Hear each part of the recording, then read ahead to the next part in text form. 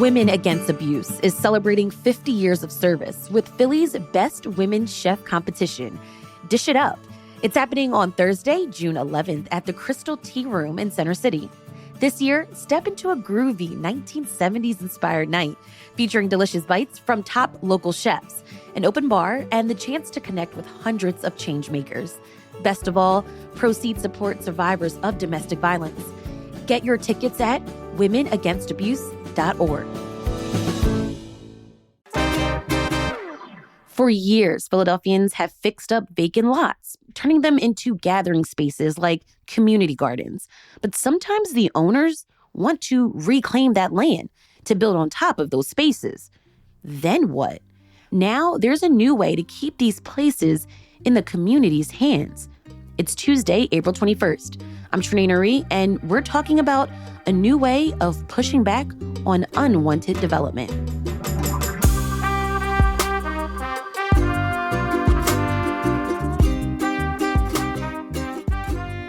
Before we get into today's show, quick question. What actually makes a great gift?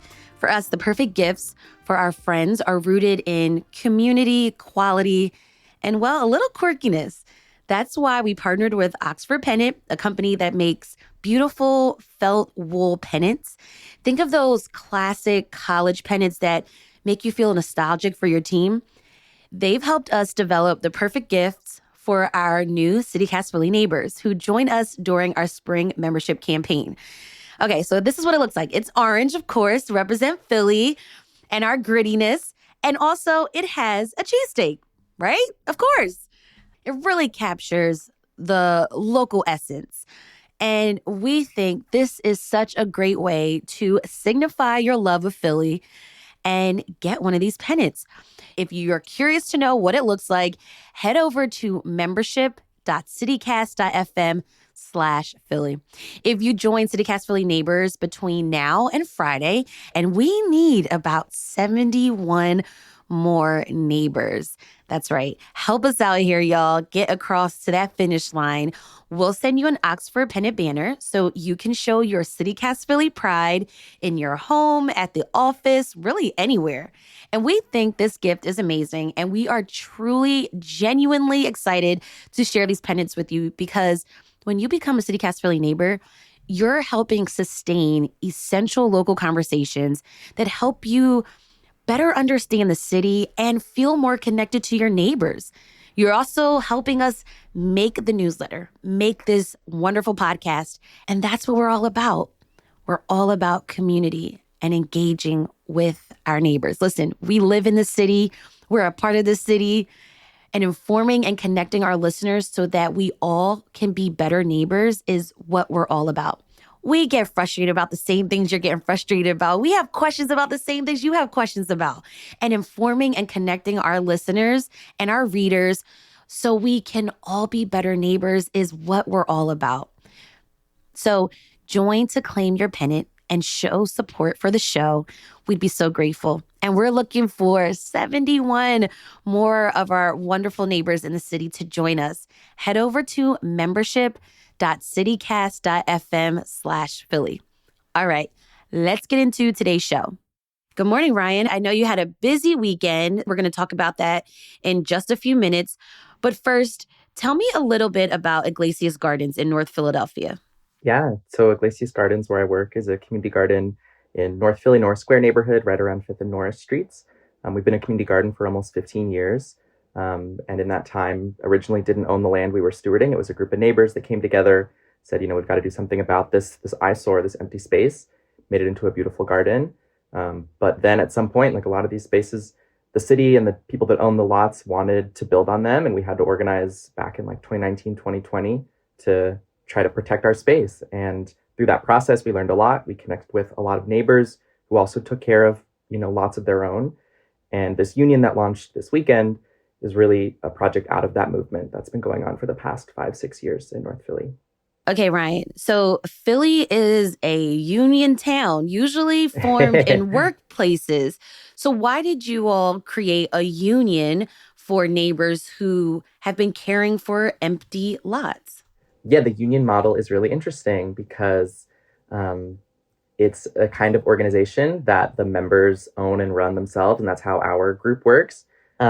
We had our amazing launch on Saturday. We had over 100 Hmm. people come out. We're really just gratified and grateful for the response that we got from a lot of folks in the neighborhood who just came out to that meeting, and the message really resonated with them. Our group before the meeting had about 80 members, and just from the launch alone, 31 people signed up to join. And so now we're at over 100 members in North Philly. So in the past, our organizing was as Iglesias Gardens, and we had side yard stewards the whole time fighting with us, but folks felt like they didn't have an organization that was truly buy-in for them. And so we looked into different models that we could use, and it seemed like the union, or I guess what we would call ourselves as a community union of neighbors who become members. They pay dues to own and run the organization and pool resources together and make democratic decisions about what we do. And that's the model that folks wanted to go with, and that's how we operate. And so even though I'm an organizer at Iglesias Gardens, I do give support to the union. It's the members themselves that make decisions, that are in leadership. And when you sign up to be a union member, it's as if you're joining, a labor union or a tenant union. That's the way we see ourselves and the way we want land stewards to feel about what they do. Their labor is really important and should be seen that way. What's the urgency here, Ryan, to get land ownership in the hands of neighbors? What's at stake?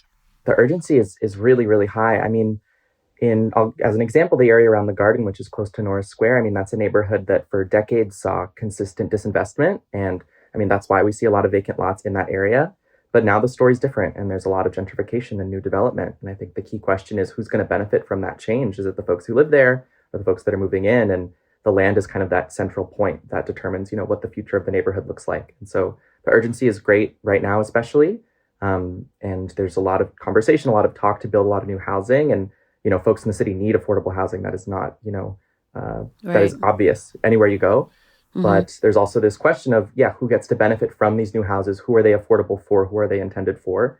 And this union project is about getting, like you said, the folks that take care of these spaces, or at least live around them, having a say in what happens to them and really having more agency and democracy in the development choices that the city makes. To me, when I hear about community members who take the time and the money and the effort to clean up their neighborhood, it sounds really great. But at the same time, there is a risk because that might not be a property that they own themselves. Mm-hmm. Um, how do you talk about that with your union members? Yeah, something really interesting that I don't think a lot of people know is that if you take care of a piece of property for long enough, you actually have a legal claim and right to it. It's called adverse possession. It's part of the Constitution in Pennsylvania. After 21 years of adversely occupying a piece of land, you can actually go into court and get it if the property owner has basically left it and been delinquent. And that's the case for a lot of our members in North Philly. One of the issues there is that adverse possession doesn't apply to city agencies. So a lot of this land is owned by the Philadelphia Land Bank, Public Property Department. You can't, do adverse possession against the city. But at the same time, folks have been taking care of these spaces for well over 20 years, sometimes 30, 40. And the only reason that they're now under threat is because the neighborhood is changing and gentrifying. But for decades, nobody cared. And it was up to the neighbors to make it into these beautiful spaces rather than be an eyesore and a place for dumping and crime. So when it comes to the risks, it's definitely a thorny question. It's definitely complicated. Who has rights here? What are the risks? But at the same time, for the folks that directly live around these lots, it's like a no-brainer. It's like, am I going to take the time to make this pretty, or am I going to let it fall into disrepair?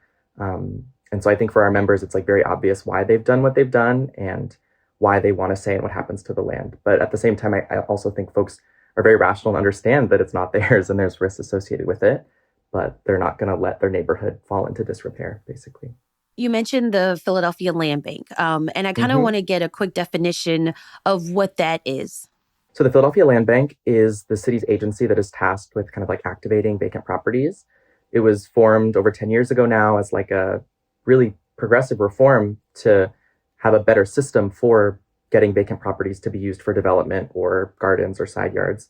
And so they have a lot of power. Their key power is to both dispose of land to developers or regular people, and they can acquire properties too that are privately owned but tax delinquent through what's called a priority bid, and they use the sheriff's sale for that. So the land bank is kind of the central entity when it comes to what is to be done with this vacant property question in Philadelphia. And on paper, they have a lot of policies that are really great for neighbors. They have a program called the Side and Rear Yard Program, which allows homeowners who live directly adjacent to a city lot that they take care of to apply for it and get it.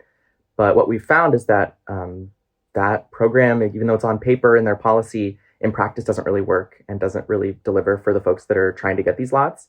And instead, when developers are looking for backdoor ways to get access to land, it's a lot easier for them. They have a lot more resources and support, but individual neighbors don't have those benefits. And that's something we're trying to change. Interesting. Has Iglesias Gardens fought against a housing development project? Yeah, so in 2019, when there was an application before the land bank to basically give away a lot of our gardens land for development, um, again, the way our members see it, who live in neighborhoods with a lot of vacant land, there's a lot of lots where people want to build housing. There's a lot of lots that are dumped on, that are in disrepair, that aren't used, that should be built on. And there are lots that people take care of and love. And I think for most people, it's like confusing why, when these applications go up or these proposals, there doesn't seem to be any kind of like thoughtful discrimination between those two types of vacant land, and trying to make sure that, the properties that people want to see maintained as green space stay that way. And so that's basically what happened with our garden. There was a big proposal. It included a lot of lots at our garden. It also included a lot of lots that our neighbors had been taking care of for years. And folks were angry. They were like, there was no input here. You never asked us, what we wanted to see in this neighborhood. And instead, we just got a posting with a month's notice that said, come to this meeting. Otherwise, we're giving it all away. And so back then in 2019, folks showed up to the land bank board meeting. There was one basically in March 2020 that a lot of folks went to. And we were able to successfully get that proposal changed. Our garden was pulled out of it. And we were able to apply for our land. And since we're still like finishing the final papers, 5-6 years later, which is wild, but our garden is going to get ownership of those city properties that were going to be given away, which is like a real win for us. We've got more on this story after the break.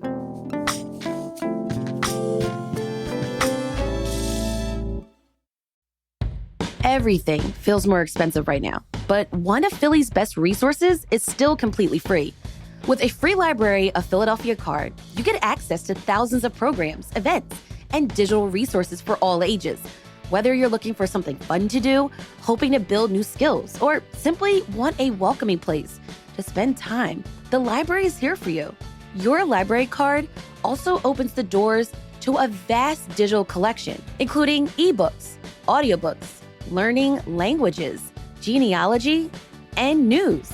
At its core, the library is where access meets opportunity.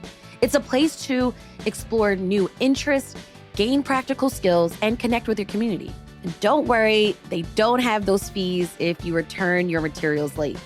And anyone who lives, studies, or works in Philadelphia, or is a Pennsylvania resident, can get a library card.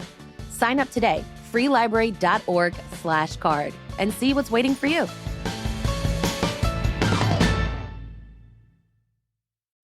Life gets busy, and it's easy for fitness and well-being to just fall off. But City Fitness feels like a place that actually fits into your routine instead of disrupting it. City Fitness isn't just a gym. It's where people in Philly build a routine and feel a part of a real community. Classes are a big part of it. There's high-energy stuff like HIIT, strength, cardio, plus slower formats like yoga and Pilates, cycling classes too. So you can mix it up depending on your mood. And if you want more structure, they also have personal training, real coaches who build a plan around your goals. You can try it with a complimentary day pass. So no pressure, just go hang with the community and see if it fits your life. They've got multiple locations around the city: Fairmount, Fishtown, Passyunk, No Libs, and others. So there's probably one near you. Go to cityfitness.com, grab a complimentary day pass, and meet some people and see if it fits your routine and goals.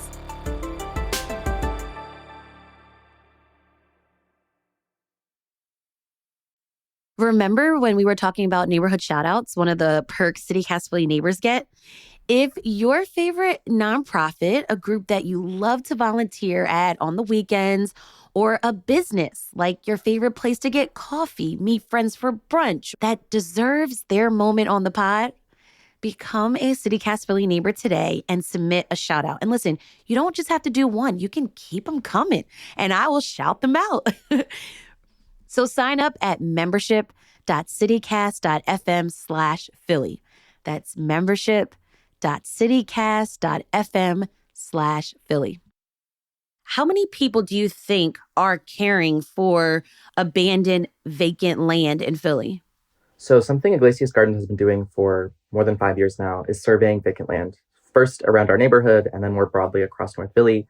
In past years, we've done canvassing in Southwest Philly and Deep West to try to get a picture of, yeah, like what are these lots being used for? When we survey, we obviously do like a visual assessment, but we also knock on doors. We talk to neighbors. You know, some of these lots are taken care of by the city, which is awesome. PHS has what's called their land care program. PHS, you mean the Pennsylvania Horticultural Society? Yes, but if you see a mowed lot with a PHS fence, you're not really getting the whole story unless you talk to the neighbors. And so I can think of so many stories where I knock on a door and the person comes out and you just see a mowed lot and they're like, oh, I use this, every weekend in the summer to host pool parties. I give out food here like weekday mornings to kids. I have like rose bushes here that I planted for family members that passed away. There's like a whole story there that you may not see if you're just driving by. And so through that canvassing work of talking to people, of really getting a sense of which of these lots are being used, maintained, and cared for by community members, our survey estimates are about a third of vacant lots, at least in North Philadelphia, have a community member or multiple community members that actively are caring for it and using it for some purpose. This is very complex and complicated, but how are you all ensuring that the vacant spaces that get stewarded are also not becoming gentrification vehicles themselves? Because if a piece of land gets taken care of, it starts looking good. And then other things start looking good and it becomes attractive to development or things like that. So how does that come into play in the work that you're doing? Yeah, this is a good time maybe to mention the Temple Scheller Center report that was debuted at the launch event we had. Iglesias Gardens have been working with the Scheller Center at Temple University to produce a report on side yard stewardship in Philadelphia. What is it? What does it look like? What's the footprint? And what are the obstacles that stewards face?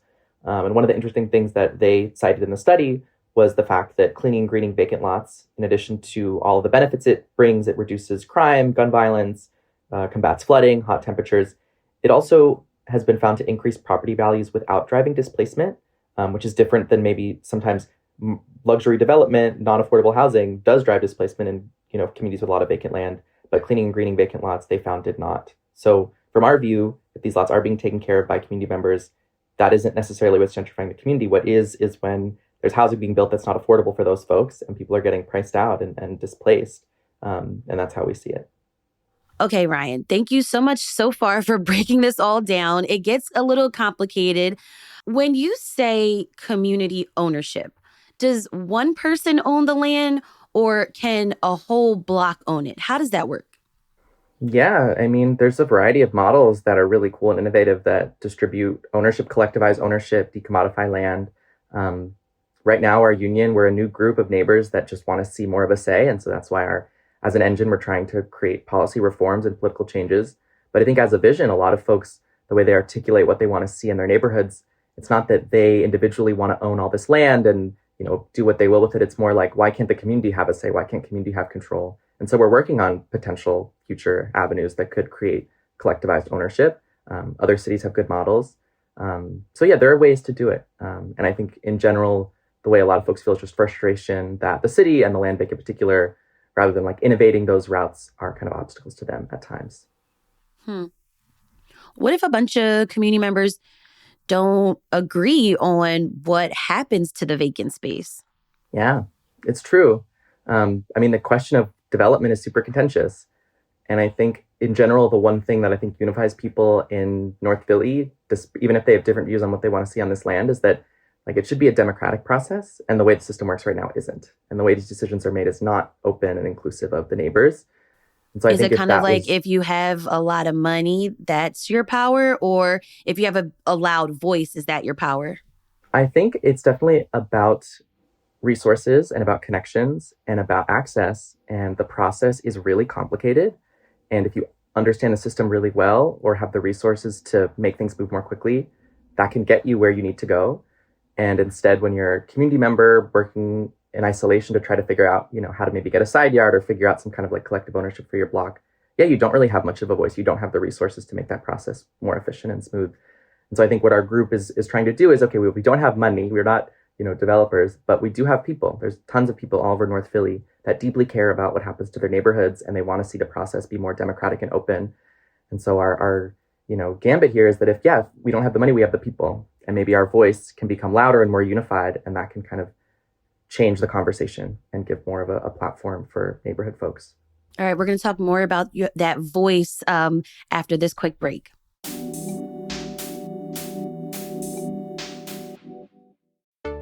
Hey, it's Trinae, host of CityCast Philly. I want to tell you about something we just added for CityCast Philly neighbors that I'm genuinely excited about. Every Friday after the regular episode wraps, neighbors get access to an exclusive bonus segment in a special members-only ad-free feed. And I'm not talking about filler content. I'm talking about the stuff I actually want to say, but I don't always have the room to fit it in the regular show. Like, should bars really stay open till 4 a.m.? I mean, come on. Like, Wawas are disappearing. Where is everyone going to eat? And how are they going to get home? This is for the listeners who really want to dig deeper into the city with me and with the rest of the CityCast Philly team. If that's you, become a CityCast Philly neighbor right now.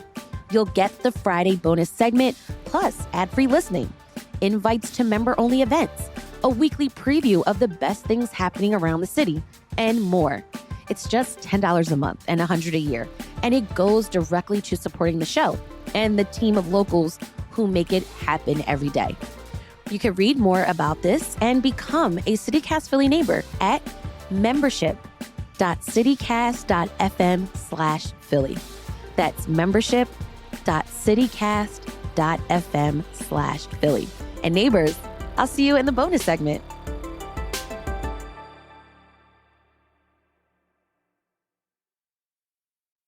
Could you tell me a story about someone who became a member this weekend and some of their reasoning to become a member of the union? During the meeting, a man named Roger, we had a moment where if anyone that felt compelled to come up and take the mic was welcome to, and I had never met him before. He just took the mic and started talking. And the thing that he was expressing was how long he had taken care of his lot, how he was qualified to get it from the city as terms of what was on paper at the land bank. And yet his application or his input was ignored and he wasn't able to get his lot. And he's just been confused and disappointed by it. And so he felt like seeing this presentation and hearing from us, it was like the first time that he felt seen and felt like there was a group that actually like recognized his work and was fighting for folks like him. And so he ended up joining the union. And that's a really common story where folks have, again, they're taking care of these lots for 20, 30, 40 years. It's not that they haven't tried. So the system is kind of broken and doesn't work for them. So that's one, but I could think of a million examples of folks that have joined up for different reasons. And we had one of our members, Miss Debbie, speak in a really powerful way that I think didn't leave like a dry eye in the room about her lot that she'd been taking care of for 30 years. Her daughter, who's now deceased, was married there. Her grandkids, great-grandkids have had parties, played, fish fries. They've been using it for 30 years. And just last year, it was taken from her, just like with a snap of a finger. And she is devastated and heartbroken. But like she said at our meeting, until the first bulldozer comes, she's going to keep taking care of this lot. And even after, if that happens, she's going to keep fighting with us because she's a member of the union and that's what it means to her. So I'm just grateful on Saturday that folks like Miss Debbie got to share their story. And for folks like Roger, it resonated with them enough to join up. The land bank. I've heard over the years of some of the criticism is about the process being like slow. They have to consider the perspectives of the public, of private voices, and also nonprofits. So it's a lot of different players, a lot of different stakeholders. If you could wave a magic wand and make this whole thing smoother, or like you use the words transparent, what would that look like? When we were doing research as a group on, what our campaign should look like, what are the things we need to be asking for, the first thing we did was look at land banks in other cities and see what they're doing, right? If the Philly land bank, people say it has issues, what are other land banks doing? And one of the ones we looked at is Detroit, that is a city like Philly with a lot of vacant land. And that land bank treats the issue of vacant land as something that the community is already solving and has figured out by taking care of these spaces. And so they have a lot of really innovative ways for community members to express interest in lots they want to use as gardens and side yards. and they work as a successful mechanism to get those lots in those people's hands. And so some of the things we're asking for as a group, like you mentioned, are around transparency, and which feels very basic. I mean, the land bank doesn't have great reporting on its own numbers for its, acquisitions and dispositions, whether it's for gardens and side yards or even for development. Sometimes there's like mystery around exactly how much they're doing on like a monthly basis. So we want them to expand their dashboards and their reporting to be more accessible to people. They have on paper deadlines for how quickly they're supposed to get back to community members. They don't follow those, and that is unacceptable to me. We're also asking for better notice on lots when they're up for development applications. The only real way that, like, when community has input in this process, it's kind of at the very end. Developers can submit proposals to the land bank. The land bank can, use their internal criteria to assess and decide what's the best proposal.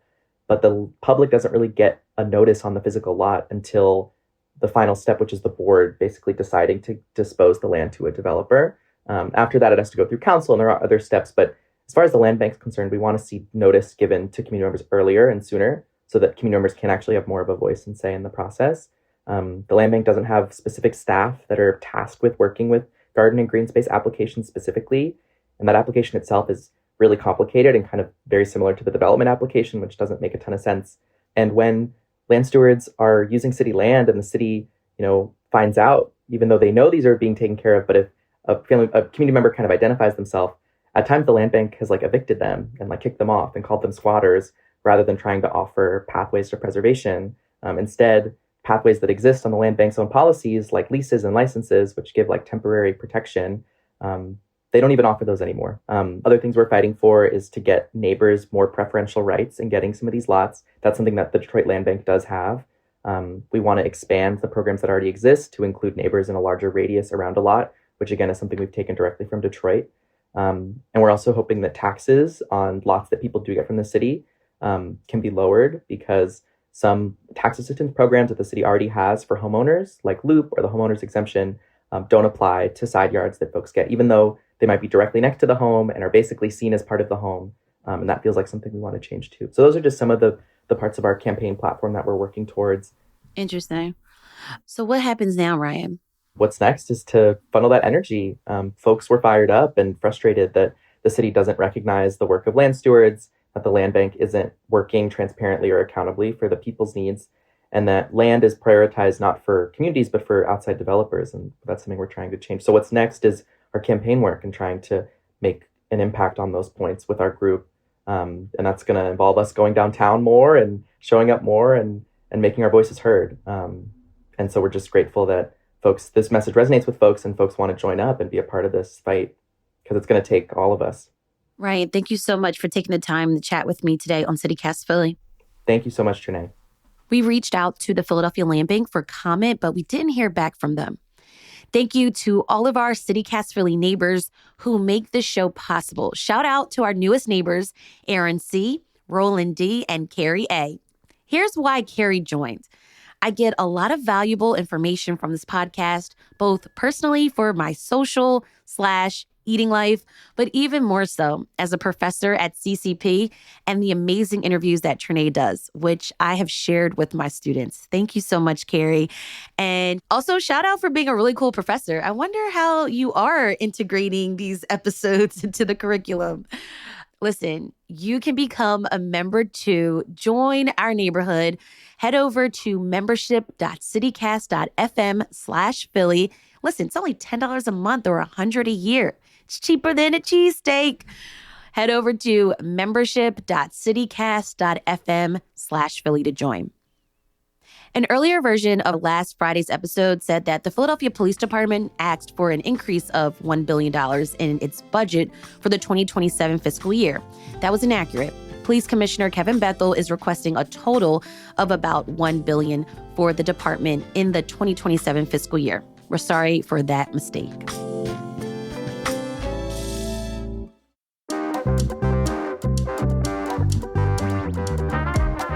That's all for today here on CityCast Philly. If you enjoyed this episode about the Land Stewards Union, tell a friend who's been cleaning up a vacant lot in their neighborhood. Also, rate the show, leave us a review, and hit that subscribe button. Be sure to sign up for our morning newsletter to learn more about what else Philly's talking about. And don't forget, you can support the show and get great perks like the orange cheesesteak pennants that we are giving out to new neighbors. So head over to membership.citycast.fm/Philly right now. Listen, these pennants aren't going to last forever, so make sure you're getting one today. We'll be back tomorrow morning with more news from around the city. Bye.